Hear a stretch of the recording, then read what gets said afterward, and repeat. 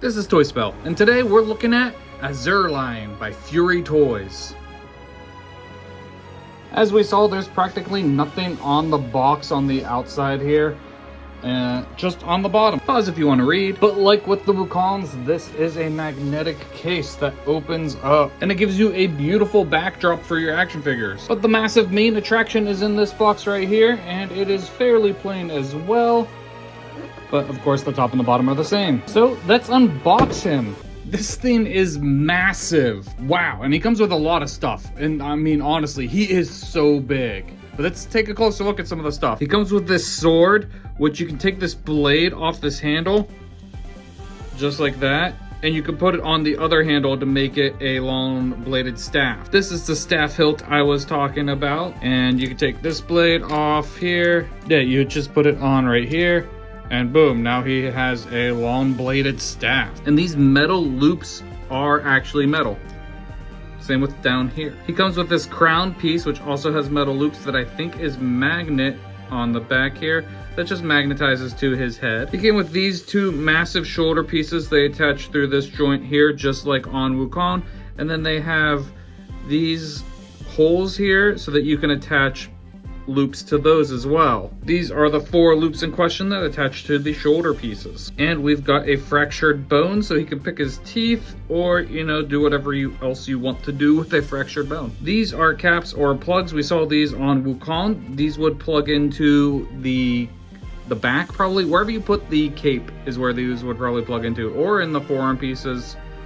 But yeah, these will plug in somewhere. This is a belt loop. I don't know where it goes or what its purpose is yet. And for some reason, this one didn't come with instructions like the Fury Toys Wukong. So I'll figure it out. Additional plug-in pieces. These can plug in probably to the back, shoulders, or forearms, wherever you can plug them in.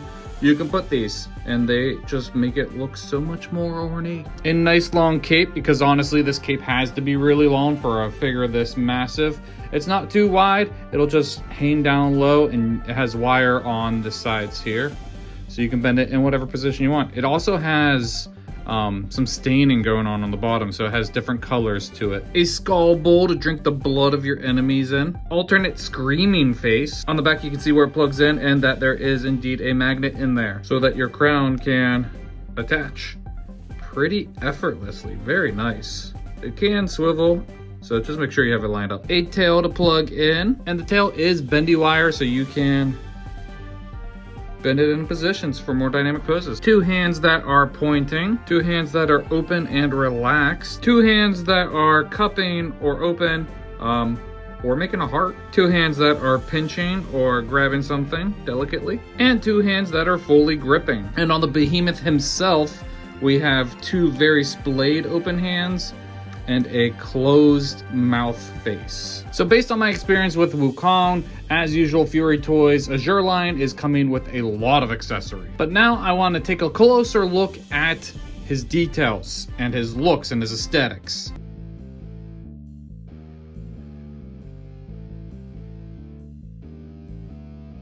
Just to point out some of the more amazing looks on this thing, look at his mouth and how it's snarling. I absolutely love the asymmetry here and just the motion. It makes him look alive in every single photo. And the details you find behind every corner, like if you pull away some of the skirt, you see this nice scaled armor on the groin piece there, the cod piece, this metal loop here, the face embroidered on that. And that detail even continues down to his feet where he has this loop going around his ankle with red dots on it. And then he's got this kind of floating piece here that has like the wings or that ornate decoration on it. Super nice details all the way through, with some of these loops being real metal and some of them being rubber, plastic, whatever it is. I think that's a nice combination. It gives you some reflectiveness, so you never know which kind of loop you're looking at. And then I also really like that this sash that hangs off of him that's in 2 different shades of blue is also wired, so you can have it just flow straight up or move it out of the way. But it's so nice. Like, they dyed the bottom of it and tattered it so it just looks battered and worn. Another detail aspect I really like is on the back of each hand you have these like hand plates that go over from the forearm armor, and they're on each hand, so you don't have to worry about that. And then like You can see the pink on the underneath. The colors on this are just as good as the Wukong. It bleeds, the colors bleed from blue into red into pink. His hair even has multiple shades on it. It's just really well painted, really well detailed. But let's get into articulation real quick. The head seems to be an engineering masterpiece. So underneath here, you can kind of see that there's like a ball, but also a lever that goes back and forth. That if you grab this bottom main piece, you can push forward or move back quite a bit. And then there's even tilt on it. So it's free floating. You can turn it, you can twist it. But that's not the only thing. This middle piece here is free floating. So this is just caught in between, I think, what is a dumbbell joint. So a ball here and a ball here. So that this face here can look down and up quite a bit and side to side. See, I'm holding the back main here. Look at that. He's completely sideways, but he's already looking at you. And then you turn the back main too. You can drop it more, lift it more. You can turn it away from you.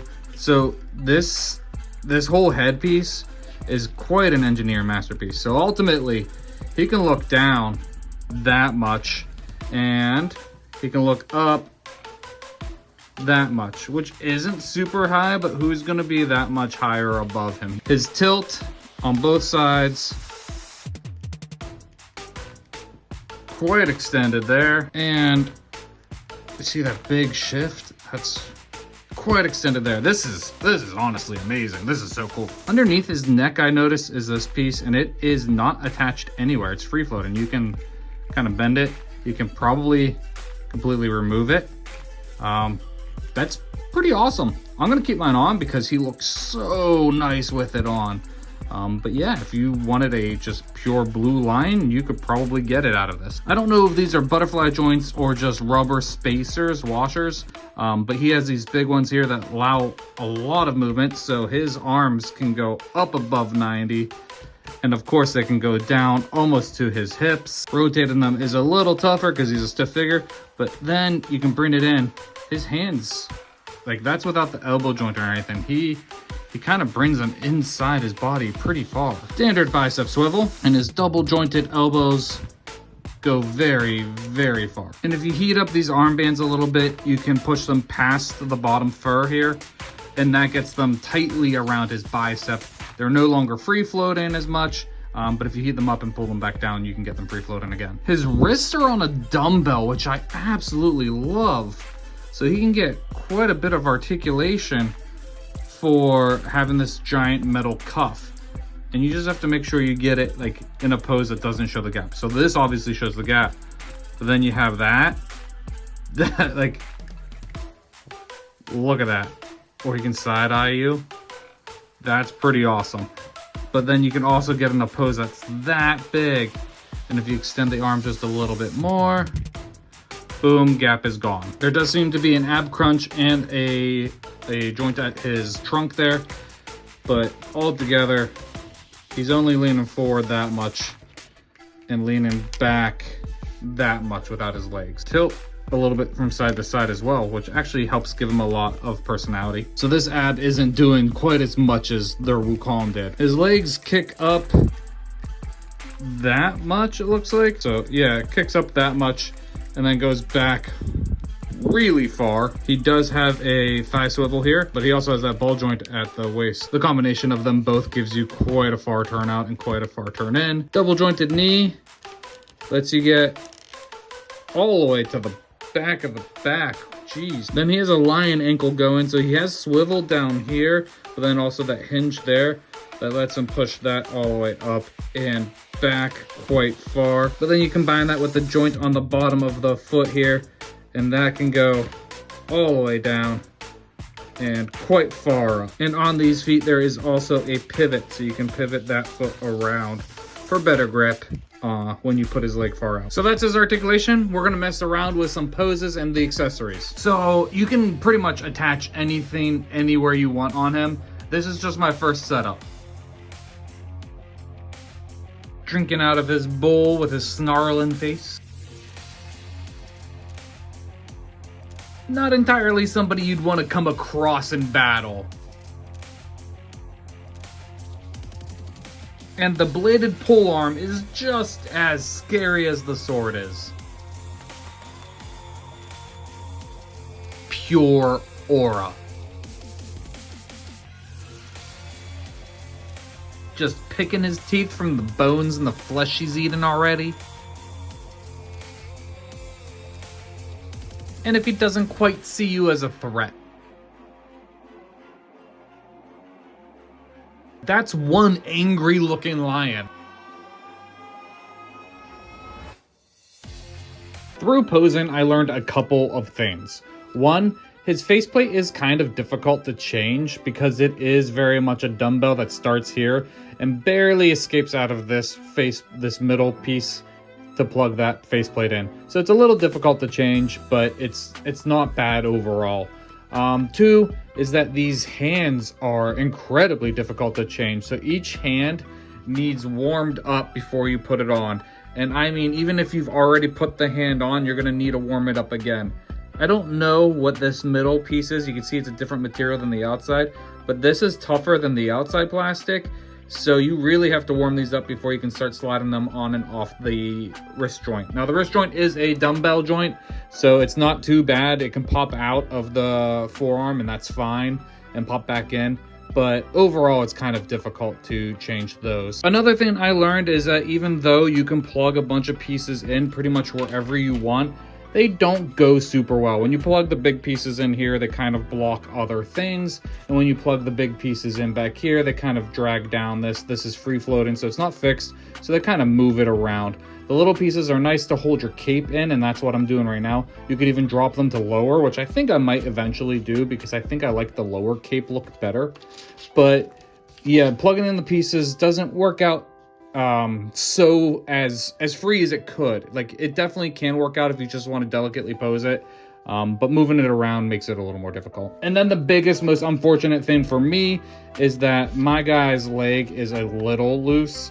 It's not super loose, but it's loose enough that it makes posing a little more difficult. You kind of have to find the right balance for it because this leg is a lot looser than this one. You can see this one's not moving much when you wiggle it, but this one, it's a lot looser. It's not super loose. It doesn't fall down or anything. That would be awful. So it's not awful. It's just not ideal. So let's move this giant guy into some comparisons. Now he is 1/6 scale, but he's 1/6 scale in the same way that McFarlane's are 1/6 scale, whereas he's kind of like 7-inch scale. So here he is against McFarlane Batman. Firo Toys, Animal Warrior Kingdom, or whatever it's called, they also kind of lean toward that 7-inch scale, so that is within scale, or at least supposed to be. So now for some of your smaller figures, this one is the Marvel Legends body of Shang-Chi. He looks massive. He looks great. There's no reason that you can't include him in your 6-inch 1/12 scale. Have I been saying 1/6 scale? I meant 1/12 scale. Same goes for Hasbro's Black Series and SH Figuarts. Nothing's stopping you from doing this. This looks awesome. He's massive. He's giant. He's scary. You want to see him against some other massive figures? Here's Mattel's Steppenwolf from their Justice League line. That was like the Build-A-Figure essentially. And this is McFarlane's Mega Figure. That's what it's called. This is Sabak. Lions and tigers and bears. There we go. There's our tiger guy. I don't remember what he's from. He's Fury Planet, some master or something like that. Super cool to have this tiger guy next to this lion guy. And the lion guy is just a little bit bigger. I like that. I don't know. It feels right. Then we also have this bull from Zesray. I don't remember what his name is either, but he is the first one we've come across that like towers over the Azure Lion, which is awesome because I'm using him as my Demon Bull King for Wukong, and he's my Azure Lion for Wukong, and they're both incredibly strong big bad guys in Journey to the West. I mean, like, these are some of the toughest opponents Wukong comes across. And now what he was meant for, the Wukongs. The in-art Black Myth Wukong Destined One. This thing is beautiful, and it stacks up really nicely.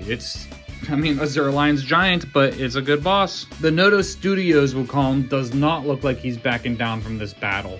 He is definitely smaller, but he's gonna fight it. The Four Horsemen Figure Obscura Wukong is a good size as well. I mean, everything's gonna be a good size. He's a monster character. He's gonna look good with whatever you have. Then the Fury Toys Sun Wukong This one is by far the best looking to me, not just because of size, but because of like the armor matches. Like, clearly they are from the same universe. They've got the same golds on their armor. They've got the same kind of armband into the shoulder piece. They've got the same kind of skirt and the flowy everything. They just look great.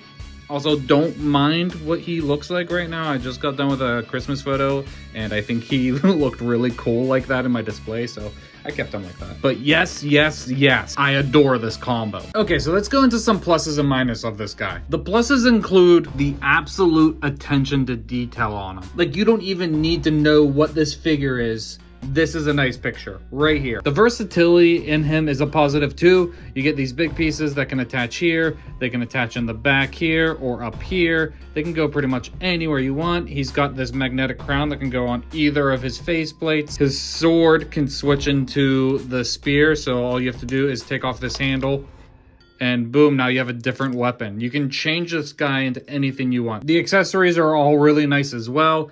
And they all also have that attention to detail. So that looks disgusting, and that's kind of amazing how good that looks. Even this bone pick can fit into the groove of the bowl. And yes, his articulation is insane. So that is very clearly a positive and something you can get him into really nice poses right away. Which does bring us into his negatives. Honestly, this leg being so loose. Now, it's not... I'm saying so loose, like it's really ridiculously loose and it's just falling down. It's not, but it does make it difficult to pose, and it's something I noticed and something I did not enjoy while posing him. So that is definitely a negative for me because it's not as tight as it should be. It's not even as tight as the other leg is. The hand swapping being so difficult is also a negative. Granted, it's not so bad that I won't do it and it doesn't turn me away from constantly changing up his poses with different hand positions. But it is something that I'm like, oh, why is this so difficult when I'm changing his hands? I don't know how much of a negative you'd consider it, but switching the head is also kind of difficult. Again, I'd rather it be difficult and stay on than it not be difficult at all and just fall off. But it isn't super easy to do. It's a little more difficult. I guess you can also include these in the negatives. When you put them on, they take up a lot of room and they get in the way of a lot of poses. No matter where you put them, they're kind of getting in the way of something, but they were included and they look nice. And once you get him in a pose, then put these on and don't move him, he looks great with them on. So I don't know how much of a negative that is. It's like, yeah, they take up a lot of room and they're hard to kind of position into the right position, but at the same time, they could have just not included them. All that just to say that this leg is my biggest negative in my figure. I don't like that leg. It's looser than the other leg, and it makes it more difficult to pose and hold deep stances and stuff like that. So that's my main negative. Ultimately, I'd say I'm really happy with this figure. I don't regret anything. I love that I got him. I would buy him again if I didn't already get him. Like, he is so worth it. It's kind of crazy how beautiful he is. Like, look at this stance. He looks great like this. Put on the crown. That's awesome. The crown does hang a little low, but like, who cares? Would suggest 10 out of 10. Would buy again. That's my review. Thanks for watching. Stay safe and have fun.